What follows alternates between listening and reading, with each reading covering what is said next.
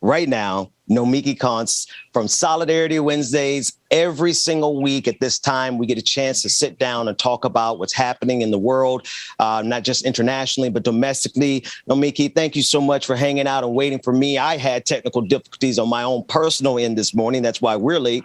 But good morning to you. Good morning. And I do need that reminder of the day of the week because this is a chaotic world that we live in. So if you want to come in several times a day and tell me what day of the week it is, that would be great. Because I actually could use that myself. You mentioned Starbucks. I want to go right to the Starbucks union efforts. The CEO, Schultz, is back. You don't hear a lot from him, but he speaks out when it's something important to him. And we have a clip. This is what he's saying in a town hall meeting on Monday. Starbucks CEO Howard Schultz just told workers that Starbucks is, quote, being assaulted in many ways by the threat of unionization. Let's take a listen in to the Starbucks CEO. Now, here's where it gets a little sensitive because I've been coached a little bit, but I do want to talk about something pretty serious. We can't ignore what is happening in the country as it relates to companies throughout the country being assaulted in many ways by the threat of unionization. I'm not even going to set it up. Nomiki. Oh, poor companies, poor CEOs. They're just going through such torture right now. Such a hard time. The economy's a mess. And oh my God, like the gas prices are so high that maybe you're going to have to pay a little bit more for their private jet to get to Barbados. You know, climate change is really, are you kidding me? Come on now. Like this is. He's really looking for sympathy.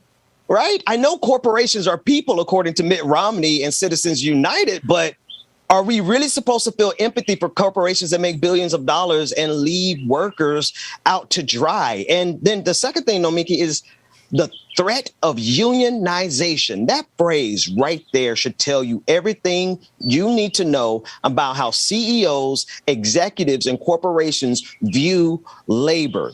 They view 100%. Your organizing as a threat. I posted something the other day on Instagram and social media. I ran for office a few years ago, and we had it was a special election, and in New York, when you have a special election, a citywide special election, you have to come up with your own party name. It's a very weird system, and I ran on 3 issues. Number 1, raising the minimum wage to $30 an hour in New York. Number 2, rent control, taking on major developers in New York who are getting massive subsidies for tax subsidies. And tax breaks to sell property, and then they're selling it off to oligarchs, and free transportation. Okay, so those 3 things I thought were very instrumental into shifting the way New Yorkers would live. So I saw something. People said $30 an hour. Are you crazy?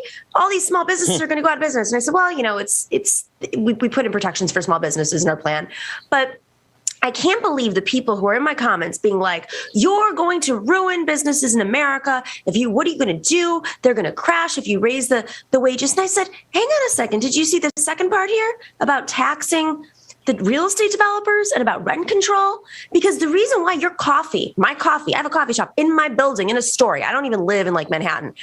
My coffee that I'm drinking this morning, guess how much this iced coffee was? I don't want to ask. $7 at least. Good job. $7.60. $7.60 for an iced coffee. And so people say, it's because of the wages. No. It is because of the rent. So, this is by design. They want to blame the workers. They've permeated people's brains into thinking that when you pay fair wages, something that has not been, when the last time they raised wages was in this country. I mean, if you're never going to raise wages, we're not going to be able to afford to pay the $7.50 coffee. It's because of the rent. Who are we kidding? And the fact that they can still, he talks about unions like it's this new concept that showed up, like aliens showed up last night. And it's like people in America, even though they've been under attack, they know what unions are. That's right. It's us. That's right. Right. I think he's been living in such a fantasy world that the CEOs of America and the oligarchs of the world get to live in, that he forgets that there are normal people who do not like extremely wealthy corporations that put their workers at risk. There are so many people who work in these organizations, and the elite are so disconnected that he actually thought that what he said was going to be okay. Right. But it's very clear, if ever there was a time to unionize and this was at a partners, they like to call baristas their partners. Ask them how much of the profit you're getting every quarter if you're really a partner. But I digress. This was at a partners meeting, which should tell every single barista that has ever worked or will work for Starbucks that they need to unionize immediately. So we're going to keep our eye on story as it develops and with all the unionizing efforts. I want to go to two more stories, Nomiki, while I still have you. Oklahoma has passed a total ban on abortions. Oklahoma passes a total ban law limiting options for Texans. Here's a clip from KHOU 11 breaking it down for us. And more breaking news that could have a big impact on Texas women. The state legislature in Oklahoma passing a law today that makes performing an abortion in that state a felony. It would be punishable by up to 10 years in prison. The Oklahoma governor is expected to sign the bill into law, and it would go into effect this summer. Once in place, the law would have major regional impacts. More Texans have gone to Oklahoma to get abortions since the new Texas law went into effect last September. The law here bans abortions after 6 weeks of pregnancy. Planned Parenthood's abortion clinic in Oklahoma says it was seeing an 800% increase in the number of women from Texas. You know, Nomiki, I want you to do what you do here, but I feel like this is obviously setting this up to be sent to the Supreme Court. There's so many of these instances of laws that are clearly on the face of it unconstitutional based on Roe versus Wade. So they're trying to find some way to overturn that precedent. But I want you to take it. What are your thoughts about this? No, that was my immediate thought was they're just ready to take them all the way up so that they can just snip away at a woman's right to choose, a woman's autonomy. I mean, it's telling that they said in that local news report, and let's not forget most local news in this country has a right-wing spin. So the fact that they were willing to say, this is in reaction to so many more visits because of Texas, just says a lot right there. I mean, I don't want to just step away from the horror of this bill, but I do kind of want to remind folks that the Democratic Party, if we actually existed in many parts of this country, if the Democratic Party actually invested in the party the way that we did maybe 10, 15 years ago, and before when we actually held the House in the 80s, like people say this country's so conservative. Well, we held the House for about 30 years until we stopped investing in parties. So, if we actually put money, all that money that you're giving, donors are giving to the DNC, if we actually put them into parties, maybe we could win some of these legislatures back so we didn't have these bills. I mean, I'm going to leave it there because people say, what's happening to this country is becoming more conservative. No, it's not. We just decided to not show up and play ball. And when you don't show up and play ball, this is what they do. This is what they do. Yeah, this is I like the show Handmaid's Tale, but I also don't like it because it felt, by season 4, it felt or 3 rather, right. It felt so contrived to me. But now I'm like, if that show wasn't the most prescient show of this century, I mean, because it really feels like the Republican Party, it has no qualms. There's no hesitation, no reservation at all about overturning anything and everything they can to usher in that kind of society. What do you think? I know we got to get out of here, but no, you're right. I mean, they want to eliminate. You're right. There's no other way of saying it. I've been thinking a lot about this lately. Steve Bannon, and we talk about this all the time. Steve Bannon spends a lot of time on the mythology and of manhood and how to permeate the mindset of voters so that they vote for a conservative agenda. How to get certain folks to continue for generations to vote conservatively. And part of that is preventing certain people to be in office, because the second you start to, those people make decisions, they're more comfortable. The next generation is not, it's not foreign for them to think about laws from the perspective of a Ketanji Brown Jackson or a Hillary Clinton even, you know? So I think we have to start thinking that way too. It's not just about one bill here, one bill there, one bill there. They're thinking like, how do we make it so that men don't see women in power? And what do they get with that? So I'll leave it there. I want to move now to the interview with Andrea May Sahuri. Again, she is a social justice reporter with the Des Moines, Iowa. And first and foremost, good morning. Thank you so much for joining us. How are you? I'm well. How are you? I'm doing well. We are covering so many stories around the world. We've had a chance on our show this morning to, not this particular morning, but talk about the Ukrainian refugees across the globe. And I know you have a recent article in which you discuss the refugees who have now, Afghan refugees who have not only been left without resources, but they are in a dire situation. Could you bring us up to date on what's happening there? Yeah. So, in Iowa, well, in Des Moines, there are 3 resettlement agencies. And prior to the Afghan, humanitarian crisis, during the Trump administration, resettlement infrastructure in the country, across the country, had basically been gutted. So, when we talk to resettlement agencies in the years prior, they would be resettling dozens of people, and then they would be able to find them affordable housing faster. They would be able to provide those core essential resources faster and more efficient. And then, the Taliban took over Afghanistan, and you had a flock of people coming, to the United States, Iowa included. Iowa has a large history of accepting refugees, and so we have to date over 900 Afghans come to Iowa, and many of them came in a very short period of time. So very much overwhelmed resettlement agencies. They had to hire more people, but that still doesn't seem to be enough. There's food, hotels. Afghans have been in hotels, extended stay hotels, for 4 months or longer, even people who are individual, not just families. Iowa also has a huge affordable housing issue. And so coupled that with just the sheer number and the sheer speed of Afghans coming into Iowa, there's just a lot of families falling through the gaps. And I know that resettlement agencies are working so hard, but they don't have the capacity to respond to every single need like the Afghans are asking for and also need.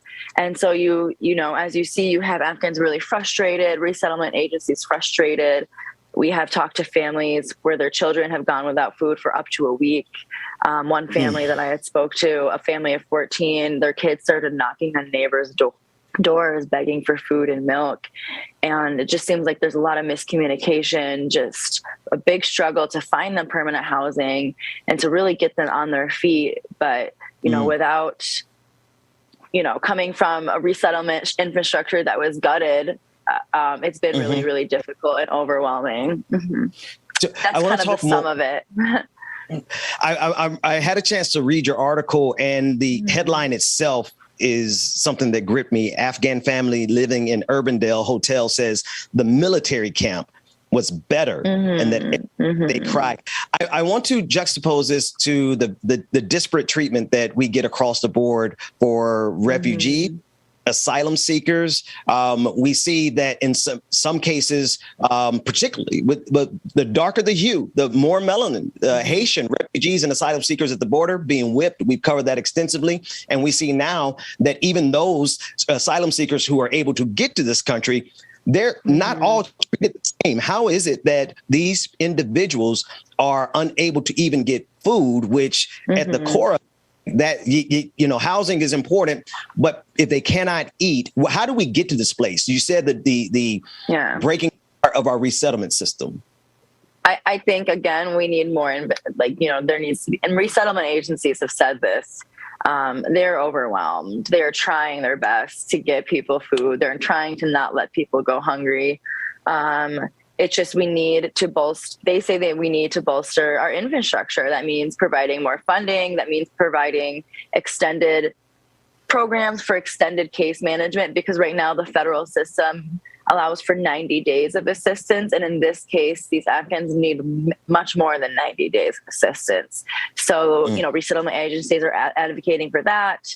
Obviously, again, more funding, just more sustainable infrastructure in place, so that when, another president that might come along decides to gut resettlement infrastructure again, their services won't be impacted. So I think that's what the resettlement agencies right now are looking towards, because they are very overwhelmed. And, there's a lot of expectations that Afghans are grappling with. I know when I spoke to, they were told different things at the bases. They were told that they would get, $1,225, and that money actually goes to the resettlement agencies. They were told, they would have much better living situations, and that, the resettlement agencies would take care of them, which again, they're trying, but, they're just, it's just the sheer number and the sheer speed. It's just so overwhelming, and there needs to be more infrastructure. Yeah, there's so many angles on this, speaking about the infrastructure and those agencies. Are those agencies federal, state agencies, or are they private agencies? So they're nonprofit, but they, and then they receive federal aid. So okay, so they're not government. They're like non-governmental NGOs. Yes. Yes. So one thing that I did not know, and I'm so glad that you said that, because I think that's a place for us to actually explore, is that the money that was promised to those refugees did not go to the refugees, but went to an agency. Let me ask one other question. In your conversations with the families, did any of the conversations go to, or do you have any thoughts on the sheer magnitude of refugees that are coming to our country because of our foreign policy? Because in this country, a lot of people try to make it seem as though these people simply just want to come to America. But in many cases, they have to come to America. And in some cases, it's because of our foreign policy. Was that ever a part of a conversation, or do you have thoughts on that? Yeah. First, I would like to clarify, yes, the money does not go directly to the families, but that's federal policy. So the agencies follow federal policy. That money goes to the agency so they can pay rent, they can give them food, they can give them pocket money. So that's per person. I just wanted to clarify that. It's not absolutely. Thank you for that clarification. Thank you. Yeah. But in terms of foreign policy, we did have a huge motif among the Afghans was that they were extremely upset that they, helped the Americans in Afghanistan and risked their lives in Afghanistan, fighting with the Americans, and, recalled memories of the Americans saying, oh, this is our, we're brothers. And then they get here, and, one family I spoke to said that he feels like he was a prisoner, and he was in the special forces in Afghanistan. And he felt very insulted and very hurt because, we're here because they felt that they were betrayed by, the country that they helped fight for in terms of foreign policy. I hope that answered your question. No, absolutely. I would think most certainly that the refugees here have quite the opinion and quite the take on the reason that they are here. I want to thank you for this reporting, because it oftentimes happens that refugees and asylum seekers are dehumanized across the board by all groups of people, especially situations like we're finding. Thank you so much for continuing to put a human face on this condition. Yes, thank you. That's my favorite part of the job. I'd love to have you back soon.